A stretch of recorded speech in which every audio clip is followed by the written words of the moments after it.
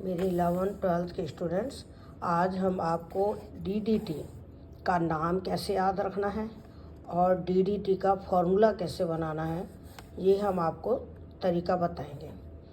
DDT का पूरा नाम ये है para dash die chloro diphenyl try chloro ethane. लेकिन इतना लंबा नाम याद करने में बहुत परेशानी आती है, इसीलिए हम इस नाम को कैसे याद करें उसके लिए हम इसको बनाने की मेथड देखते हैं। जैसे CCl3CHO ये क्लोरल है, यानी एसिटेल्डिहाइड के 3 हाइड्रोजन की जगह 3 Cl लगे हुए हैं, तो ये क्लोरल है।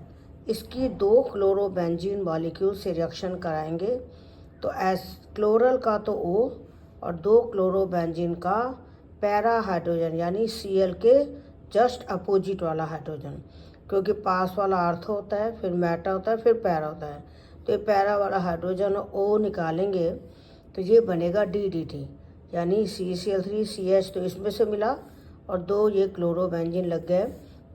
नाम कैसे बना, इस रिंग को हम कहेंगे ये वाली रिंग के कि ये कार्बन आर्थो है, फिर मेटा है, फिर पैरा है, तो ये तो पैरा हो गया। इसमें ortho dash Meta dash para dash, यानी एक रिंग की नंबरिंग सिंपल करनी है, एक रिंग की नंबरिंग डैश से करनी है। तो ये तो हुआ पैरा, ये हुआ पैरा डैश।